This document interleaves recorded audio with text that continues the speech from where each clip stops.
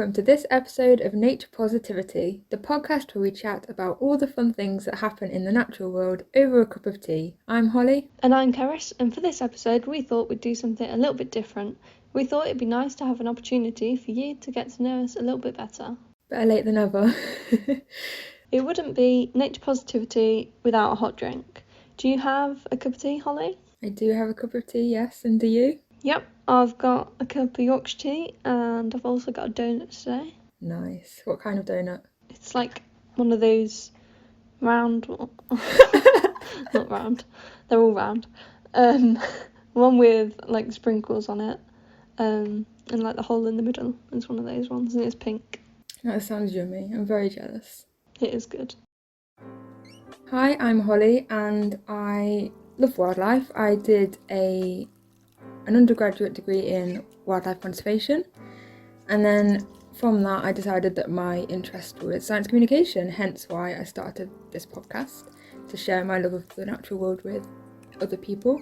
And I'm currently doing a master's in science communication at the University of the West of England, which has been good fun. And it's given me lots of opportunities, like making a short documentary, and then I met Cerys on the course, so this podcast wouldn't have been a thing without me doing the master's. Hi, I'm Cerys. I did a degree in ecology and conservation, and like Holly, I've now moved on to the science communication masters in Bristol. I really like spending time in the natural world and just spending time outside. And I also like talking to other people about that, hence the podcast and hence science communication. And yeah, I kind of focus on like digital and like social media communications, I guess, like podcasts obviously. And yeah, I'm just kind of figuring out what I like and what I'm good at, and yeah, so I'd say I'm getting there. Science communication is what I want to do, but yeah, that's me. That's us. So I have a question that kind of relates to your little introduction and mine as well. Could you tell us a little bit about your degree, and did you specialise in anything within the degree? So my degree was wildlife conservation, as I said, and it was quite general. It covered quite a few different things. So first year gave us a bit of an overview of ecology and different conservation organisations, animal behaviour, so I went and did a few field trips. So I did behavioural observations of grey seals, and that was during the time where all of the seal pups were around, which was very cute, seeing all of them. And then the second year it got a bit more specialised, but it still covered things like behaviour and law and policy, which, to be honest, I didn't really like. But I understand why it was important and why we had to learn about it. And then final year again was a little bit more specialised, but it still covered quite a broad area of things. I would highly recommend this course. I did it at Nottingham Trent University, and the campus was just so beautiful. There's so many different habitats that we could go out and explore that were literally like a 5-minute walk away from the lecture rooms. So that was a big bonus. Specialising, I guess that would be my dissertation research project in the final year, which was all about hazel dormice. I don't know if you're going to ask me about that later or whether I should go into it now. Yeah, we can talk about dormice. They're cute. Okay, yeah. What is a dormouse? So, what is a dormouse? It is a small mammal with ginger-coloured fur and a fluffy tail, big black eyes. Look at photos if you don't know what a hazel dormouse looks like. I highly recommend. They are really cute. They were reintroduced into Nottingham a few years ago into 3 different woodlands, and the Nottinghamshire Dormouse Group arose, which is where I first came into contact with dormice. So I did a lot of volunteering with them, going out and surveying them, so checking the nest boxes for dormice and also doing some woodland management. And then I got, I guess, my bug for dormice from that, which is why I wanted to do my dissertation on it. So what I wanted to do was see whether hedgerows surrounding these woodlands were suitable for dormice, because it's important that they can spread to different woodland habitats and create new populations, which all helps with increasing the genetic diversity. Dormice in Nottingham now are doing so well.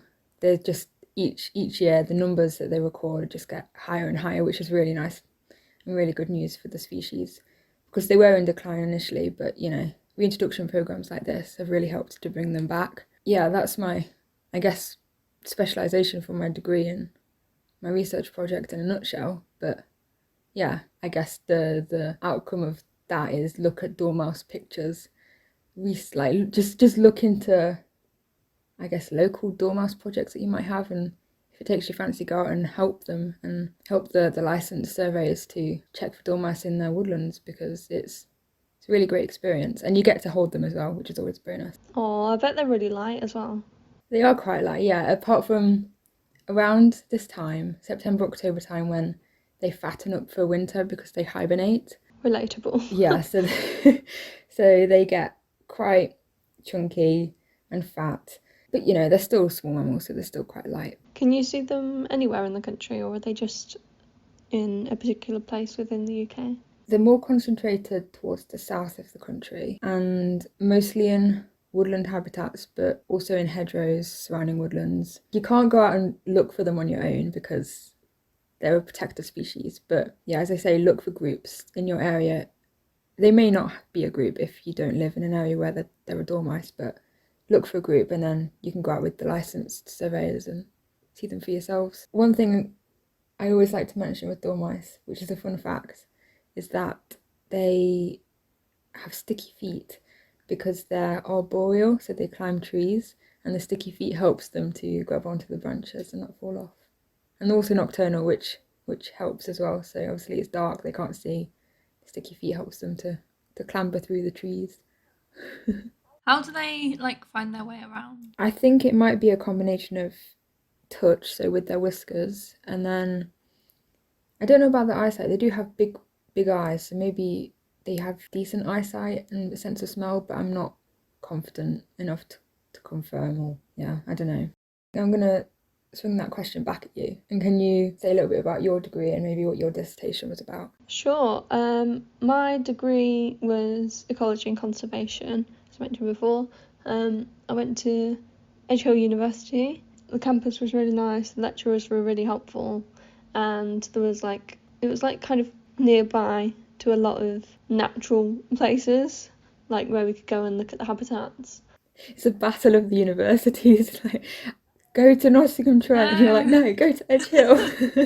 So in the first year we kind of did quite a broad range of biology, because we were with the biology students in our lessons, so we had plant science and food science and just general biology and human biology, and it was really great because it meant we all had the basic understanding of everything before fully committing to what degree we wanted to go into. I could have switched to human biology if I wanted to partway through my first year. So yeah, that was really great. And then second year we kind of got a bit more specialised. We did a module in collaboration with the geography department as well, which was all about wetlands and carbon dioxide emissions and how wetlands essentially act as a rainforest for keeping carbon out of the atmosphere, essentially. And that was really interesting. Also, we went on a few field trips. So first year we went to Cyprus, and that was quite ecology based, which was really fun. And we saw lots of different wildlife, different habitats to what you'd see here in the UK. And second year we were meant to go to Scotland, but literally the week before we went, lockdown was announced, and so we never got to go, which was really a shame. But we got to do the marine biology module, which we were meant to go to Scotland for. We did that online, and that was really interesting anyway, despite being obviously in a house rather than being in Scotland, literally where the wildlife that we were talking about was. I was supposed to go to Spain and to South Africa, but COVID stopped it.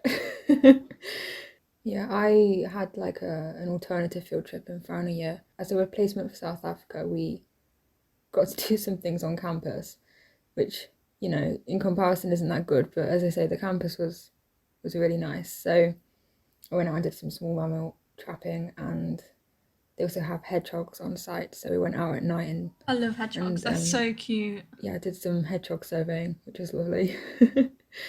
We also did a invertebrate ecology module, which is kind of where my interest and eventual specialisation in insects kind of began, and got to look at different moths, butterflies, spiders, beetles, and yeah, that was really fun. And also we had quite a focus on plants as well as animals throughout the degree. Like, I feel like that's one of the things that made my degree a bit different to maybe some other universities, because there was that expertise and a lot of teaching and like a lot of help when it came to plants as well as the animals, because they're just as important. Yeah, mine wasn't that plant heavy, it was quite animal heavy. And then in my final year we learnt about genetics as well in ecology, which was something a bit different. There was a few other modules as well, which I won't bore you with the details of. And then my dissertation, I focused on citizen science, which is essentially getting the public involved with like biological recording, like recording things that they see. So I focused on butterflies and looked at a way that we could use people taking photos of butterflies within science and use that sort of wildlife photography hobby as a tool for understanding more about the different species in the UK and the effects that climate change have on them, and also the relationship between humans and wildlife. So that kind of steered me down the path of science communication a little bit, and yeah, that was my degree.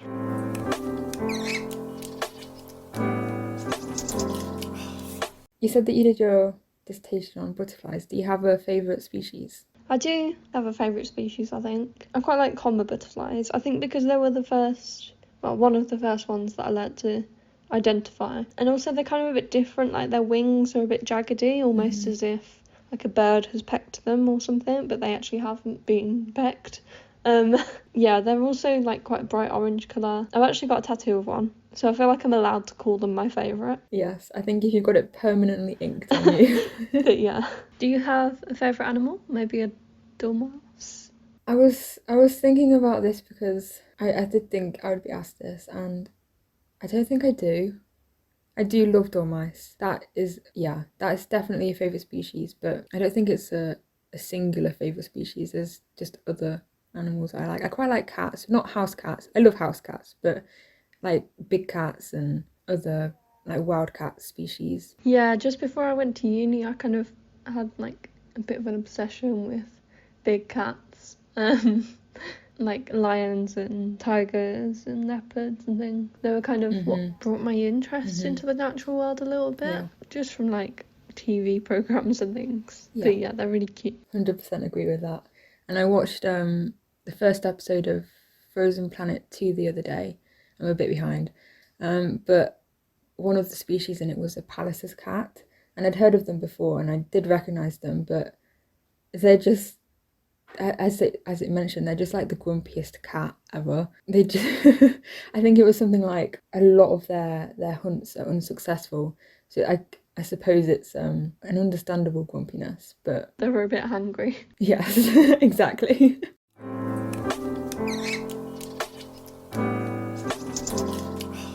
Do you have a favourite type of animal, like insects or mammals or birds? I'm gonna say mammals, I think. I've always had a love for mammals and small mammals. It's probably why I like dormice so much, and cats. But then I also do like birds. And whenever I see a new bird, I always get very excited. So yeah, mammals and birds, I'd say. What about you? Is it going to be invertebrates? I feel like my go-to is kind of insects, because like they're kind of a challenge, and like I like taking photos of them. like especially if they're flying about, like butterflies or dragonflies. But also, like some birds, like I'm not a bird expert, but when I see a kingfisher, I'm like, ah, yes, amazing. Or like, I was moving a flat a few months ago, and I saw a green woodpecker in the garden, and I was like, oh, wow, that's a green woodpecker. And like it made me happy. It's kind of hard to narrow it down to one group or family or whatever. Yeah, I'm not sure. But yeah, like mammals, yeah, I get that. I think it's because like we have a closer genetic connection with them, and so we find it easier to relate to them. I'm not sure what it is. It makes sense that we're more interested in mammals than like plants, which we probably can't relate to that much. Do you have a favourite thing to see in nature? Depends on the time of the year. In the summer, definitely like butterflies and dragonflies. They're always a nice find. I like newts and like pond life as well. I'm sure we'll get into that later. More in the autumn and winter time, I like spotting mushrooms and like fungi poking out of the ground. They're just really different and weird, I guess. And then spring, it's nice to listen to the birds and like just see everything come to life again after the winter. I agree with that. I think it's entirely dependent on the season. At the moment, it's definitely fungi. Going out into woodlands and seeing so many diverse fungi, and you just don't realise how diverse it is until you go out and actually try and like compare them all. What about you? Do you have a favourite thing to spot? Probably birds. I think because they're generally quite easy to see, depending on where you are. It's a reliable thing. It's a reliable, nice thing to see in nature because you're almost guaranteed, depending on where you are again, to see them. And it always is nice to see different kinds of birds when you're out and about. And also where you are as well. So if it's a woodland, you're going to see different things to if you're on the coast or wetland. Yeah, I've had a few occasions where sparrowhawks have come into my garden and feasted on a pigeon. Oh, the poor pigeon. That's Yeah. really cool to see that. Yeah, which was nice. Yeah, and you just see this big bird on the garden fence just like staring at you, and you're like, oh my gosh, I did not expect to see that. That's amazing. I don't think I've ever seen a sparrowhawk. I might have done, I just probably wouldn't know what one looks like.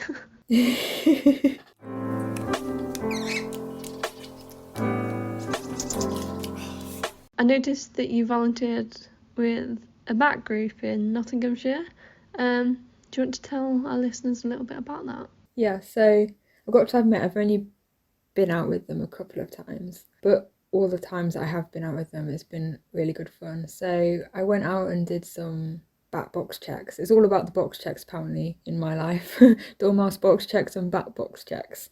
But yeah, going out with the bat group with licensed surveyors again because they are protected. I stood and watched people climb up ladders and check the boxes for bats, and if they were bats, then they would take them out and collect different measurements and data on them. And then I've also done a training day in a local park in Nottinghamshire where I got to use an endoscope and stick it into trees with like holes in trees and things like that and look to see if there were bats in there, and that was really nice. And learning about the different habitats in trees that bats can live. And it's amazing how small of a gap they can fit into. I would suggest like just looking at trees and thinking, could a bat be in there? Because you never know. Yeah, I've been on a few bat walks before, and it's really cool to hear like the different noises they make.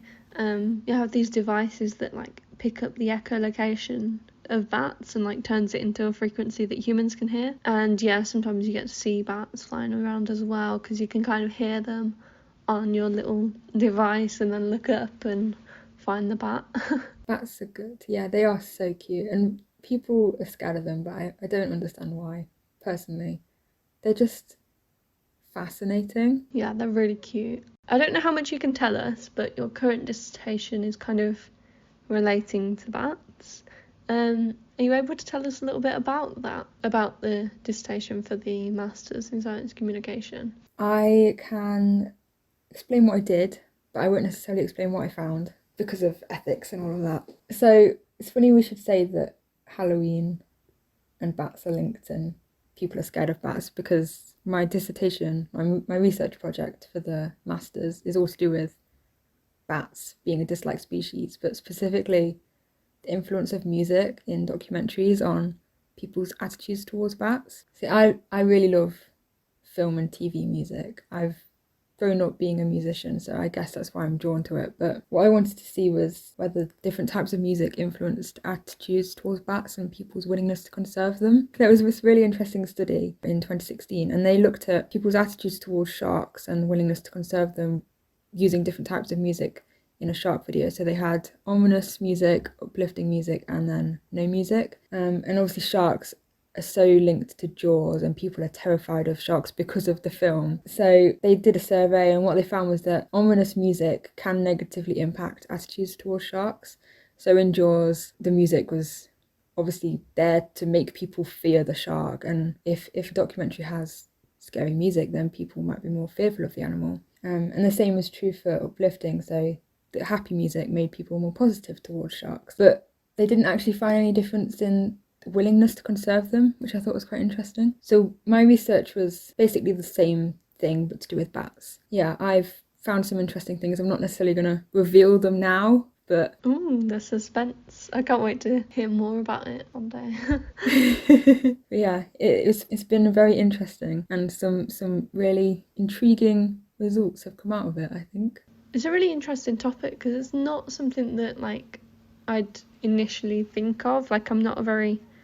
I really like music, but I'm not a musician, and I don't really think too deeply into music within the TV or documentaries or anything like that I consume. It's more mainstream Taylor Swift. But the more I hear about it, the more interesting it is about how it can change how you view something that you're watching, essentially. Yeah. Music has been found to influence emotions and even actual physical responses. So it creates, I don't know, a lump in the throat, or it could make you cry, or raised hairs and things like that. So yeah, I think if there wasn't music, it would just feel really odd. We're just so used to hearing it in the background. I can definitely appreciate that music affects your mood. If I'm listening to, once again, Taylor Swift, I might be sad, I might be happy. Exactly. Yeah, I guess that's more to do with the lyrics in a way, but also the background, the music behind. I don't know the correct terms. Yeah, it probably is a combination of the music and the words, but yeah, it definitely has some sort of influence.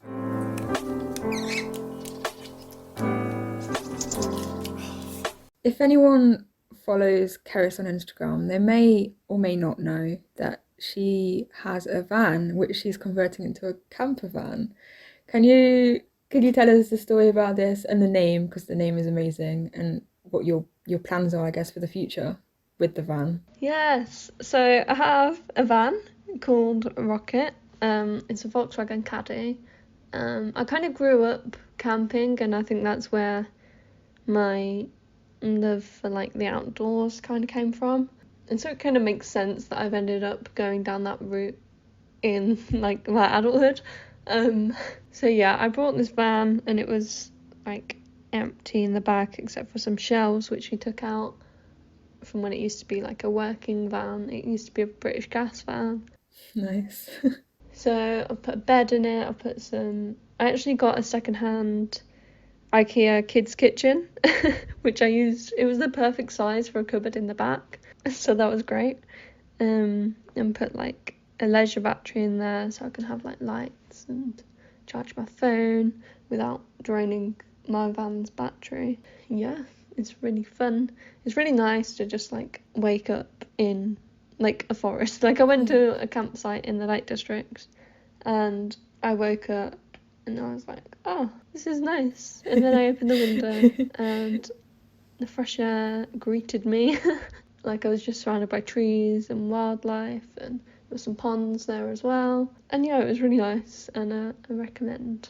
Yeah, I'm very jealous.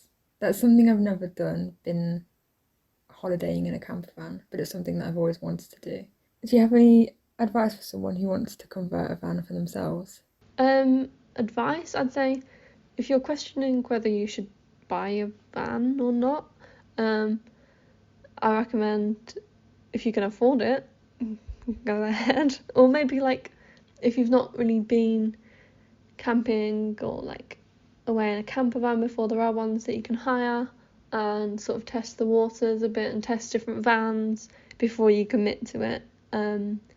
Also consider what kind of size requirements you need, like whether you have children or whether you're using it as like your daily vehicle.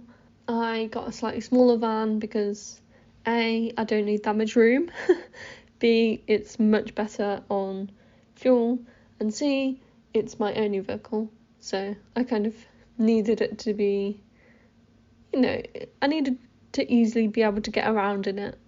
Like a longer van or a bigger van is going to be slightly harder to drive in certain situations.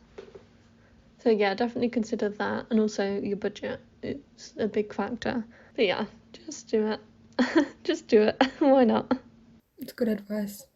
Just do it. Don't go bankrupt, but just do it. Yeah, don't go bankrupt. Although, like, you can do it on a relatively smaller budget. Like when you look online, you can see people that have bought like a cheap, less than £2,000 van, which is still admittedly quite a lot of money. And you can convert it quite easily, actually, I found, like using secondhand things, like using a kid's kitchen that I found on Facebook Marketplace saved me money, and also saved like wastage as well, because otherwise it was going to be going to the tip. It is nice when you can reuse materials on a project like that rather than buying everything completely new, because it kind of gives everything a story as well as being, good for the planet. I have a whole like Instagram dedicated to this van and my travels in it, so if you want to know more about Rocket, the caddy, check it out.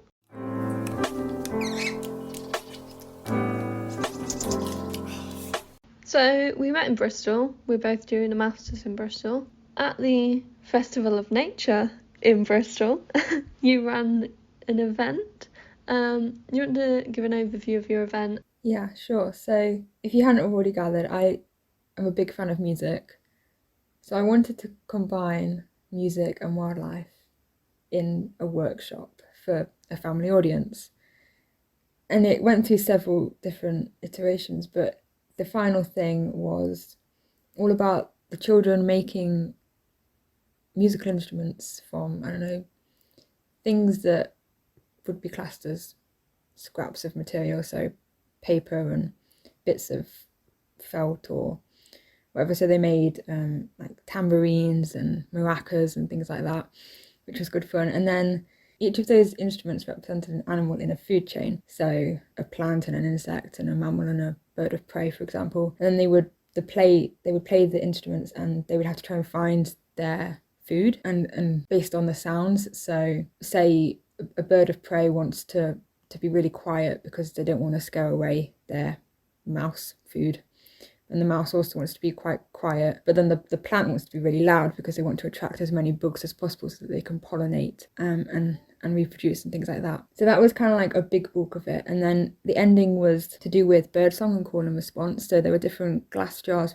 with different amounts of water in them, so it created different pictures. And I had a card with a song on it, so like numbers 1 through to 5, and each number was a different pitch.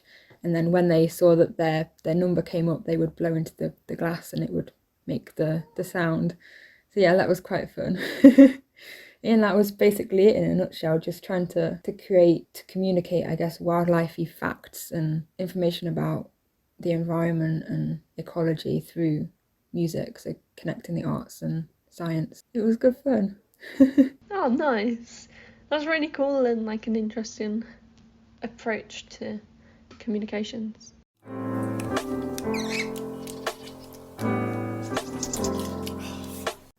So over lockdown, am I right in thinking that you built a pond? Yes, after begging my parents to make their garden more wildlife friendly, essentially I wanted to turn it into a nature reserve so that I could go and watch wildlife do its thing. So my parents let me have this like corner of the garden. I looked into different things I could do, and I really fancied building a pond because one of the best things you can do for wildlife in your garden. And also it's really fun to watch your pond just like come to life. So yeah, I dug out a small bit of ground and put like a pond liner in and filled it with rainwater and kind of just left it for a little bit and brought some native plants from a local garden centre and kind of just let nature do its thing a bit. And also kind of like weeds that my mum would pick out from other little bits of the garden I'd replant around the pond, so that it kind of had like, it wasn't just the pond and then surrounded by grass, it kind of had a bit of habitat around it. I've kind of written more in detail about the story, about like which things arrived in the pond. On my website I have frogs and newts and snails which have all arrived. And yeah, it was really good for like, I think my mental health during lockdown, because I'd kind of just go out there each day and check up on how it was doing and maybe find something new and update everyone on Instagram about it. And yeah, it was really fun. I really recommend building a pond, especially if you're like at home quite a lot or need something to like, I don't know, need something to go to when maybe you need to take a step back from, I don't know, work or like your home life or anything like that. As well, the newts are really cute to watch swimming about in the pond, especially like in the summer when the males have all of their bright colourage, and yeah, and they're cute. Everything is cute is my conclusion from this podcast episode. Totally agree with that. We have a little local nature reserve at the end of our road, and we would go there so often during lockdown just to get out and experience nature and help escape. Yeah, going with the newt thing, which is very exciting. I suppose it shows how effective it is for lots of gardens to have this sort of thing so that they can spread, like the ponds for the newts and things like hedgehog highways, just making sure that they move around between gardens. It was especially exciting because my parents live in a fairly suburban area with not that much wildlife around it. So the wildlife is kind of relying on gardens. And it was amazing how quickly the pond like came to life. Like despite not having loads of connections with other natural places, I guess my neighbour has a pond, so I'm guessing that was helpful. But still, it was quite like, I don't know, reassuring or like uplifting that, you know, we can do these little things that really help nature in even urban spaces. And yeah, it doesn't have to be like this massive pond. Like mine was only small, so if you're able to dig a little hole and put some liner in and let wildlife do its thing, you kind of don't really have to do too much. And it's not too hard. I mean, it's a bit of labour, but it's quite easy to do.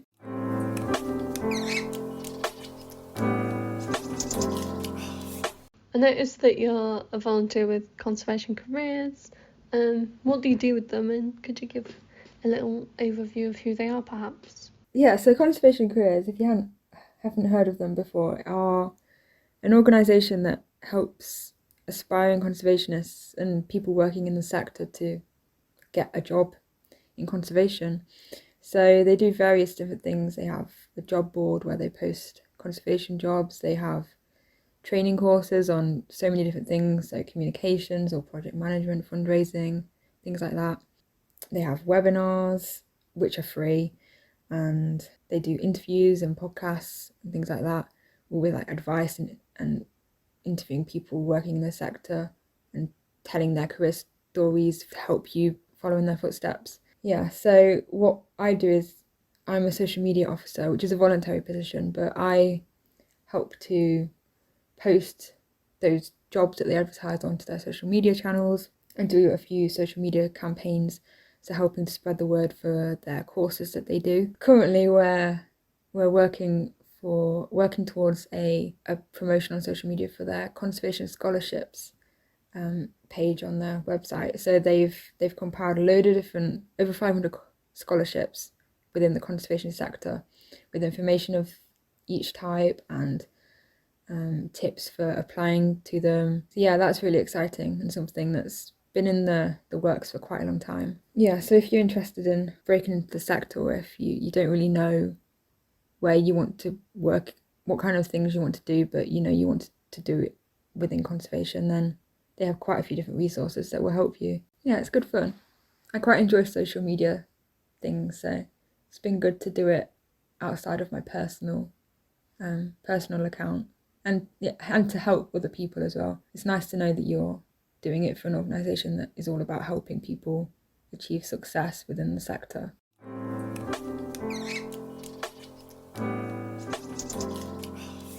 We both enjoy photography, which we've touched on.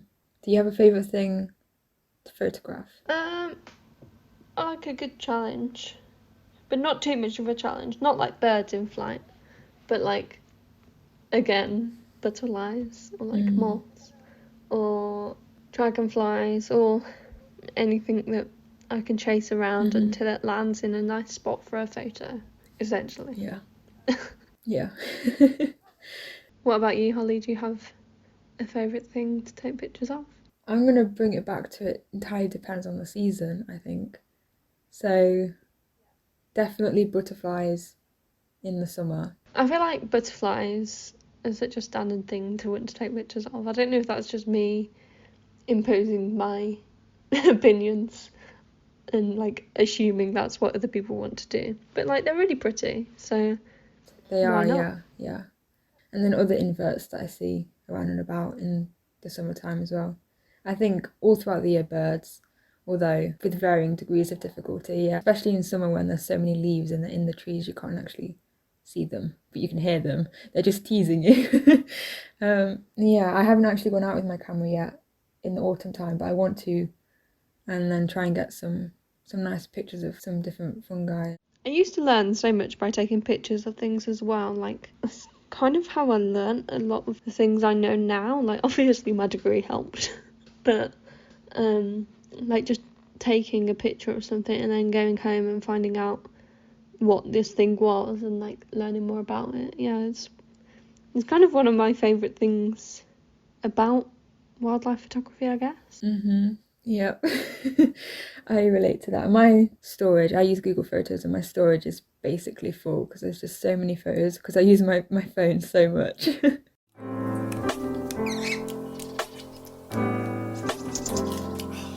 Is there a place in the world that you really want to visit, and why? Everywhere.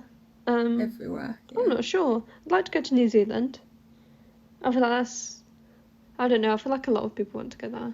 I think just because it's like so mysterious, it's like the opposite side of the world. And like see the wildlife there.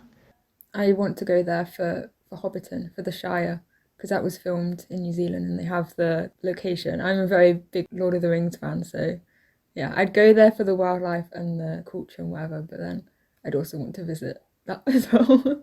And Scotland as well. I'm planning a trip to Scotland next Nice. year In Rocket. in the van. Yeah. And like try and see some different things up there. And just like, I don't know, appreciate the world.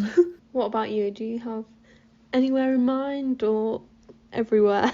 Again, so many places. Keeping it local. I went to Northern Ireland this year and the coast was so beautiful. So I think I would want to visit the Republic of Ireland and just travel around and look and go around the coast again and explore. I would highly recommend. And then I guess a bit further from home, so many places. I really want to go to a rainforest, which is a bit random, but I think it would be so nice. Oh yeah, a rainforest would be cool. I mean, we might have a few insects and things and other things that try and kill you, but I think it'd be worth it. Yeah. I'm one of those people who, I have a bucket list and most of the things on the bucket list are places I want to visit. There's just like different things like go to Norway and see the Northern Lights, go to a rainforest, go to Australia, hike a mountain that's not in the UK, just different things like that. South Africa, I didn't get to go in my undergrad degree, but I'd really love to go. Yeah, so many. I just want to visit everywhere.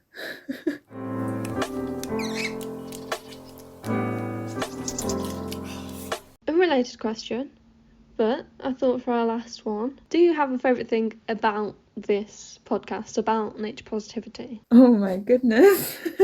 I did not expect that question. This might be an obvious answer, but I'm going to say the people, the guests that we have on. It's so varied and they're so talented and creative, and it's just fascinating to learn about what they do and what their passions are. It's from like Wilden with the music and Alicia with her art and poetry, and then just learning about species in general. So right back to episode 1 with Georgina, there's so many facts that I didn't know about marine creatures that she said and told stories about, which was really fascinating. So yeah, 100% the people and the guests in it. What about you? I'm gonna steal your answer there.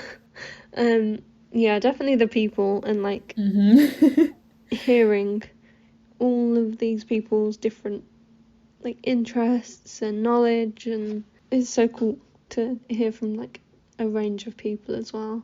And like it is the wildlife as well. Like it's nice to just be able to have a conversation, like just for nerds to nerd out a little bit, essentially is what I'm trying to get at. Like I feel like I've learnt a lot about both different ways of communicating about nature as well as about different species. Like I never knew that goblin sharks existed until the other day, and I'd never googled them and looked at them, and like I'd never thought about music and nature and the relations between those before as well. Yeah, but it's very inspirational talking to people who are so good at what they do. Yeah, it's definitely inspirational. Yeah, I'm looking forward to having more people on and learning more about what we all live.